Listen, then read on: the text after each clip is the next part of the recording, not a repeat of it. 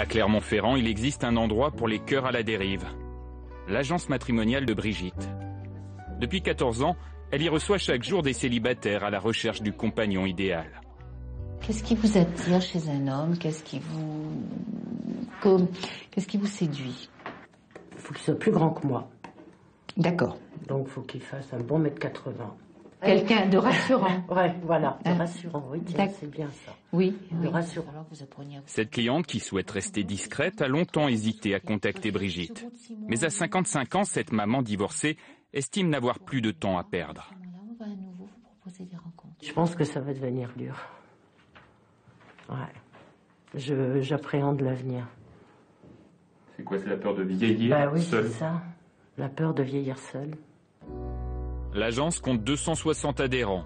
Tous sont versés entre 1 500 et 2 300 € dans l'espoir de trouver enfin l'âme sœur.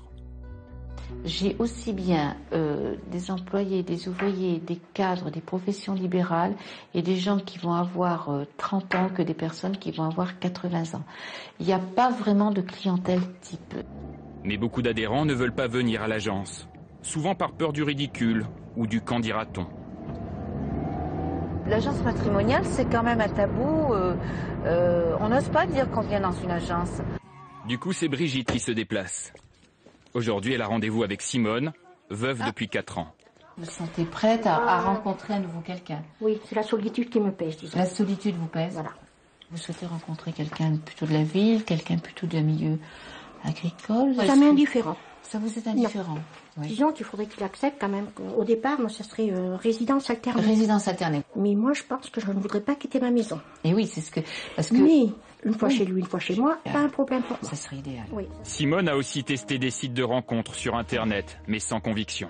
Je trouve que sur Internet, ce qui me fait un peu peur, c'est qu'il y en a beaucoup, et on ne sait pas vraiment à qui on a affaire. Tandis qu'avec l'agence, je pense que j'aurai beaucoup plus confiance, et on va m'envoyer des gens en confiance. Pour ces célibataires, Brigitte fait appel à une coach qui leur apporte des conseils en beauté et en séduction. Le coaching va aider les gens à se dépasser, à être rassurés. Le fait de visualiser déjà l'entretien et de s'y préparer avant, déjà on arrive avec beaucoup moins de crainte. C'est dur ces premières fois, ces premières rencontres? Ça dépend, tout dépend de la personne que l'on a en face de soi. On appréhende, moi j'appréhende chaque fois, mais bon, c'est comme ça. Les premières rencontres se font en tête-à-tête. Bonsoir. Ça va Brigitte? Ça va et vous? Très bien. Mais ce soir, l'agence a organisé un dîner dansant au restaurant chinois.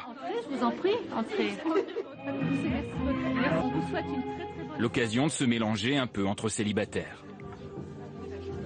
Pas trop intimidé par des gens, par des... Le premier contact est difficile, que ce soit pour Philippe ou pour Yvonne. Une soirée comme celle-là, vous en avez fait beaucoup déjà? Non, c'est la première. Je suis un garçon timide. C'est difficile de se lancer peut-être, non? Dans une soirée comme ça, vous n'avez pas monsieur en face?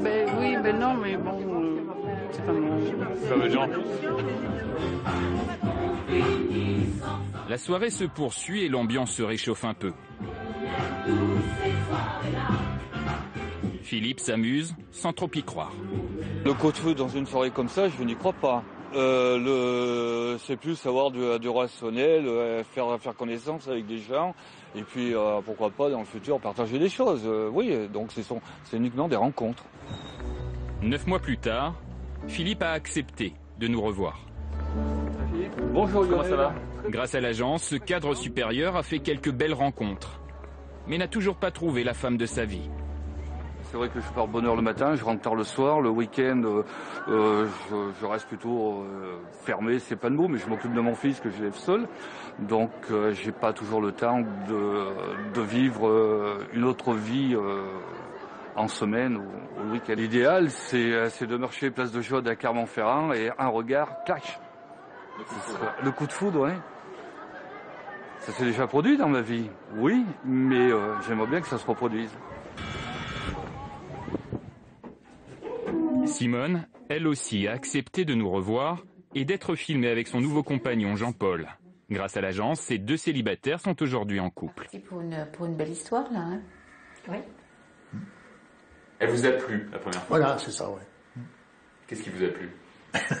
Son allure, sa simplicité, ça a changé ma vie, quoi. Simone a changé votre vie? Ouais. C'est vrai qu'il est agréable, il est très gentil.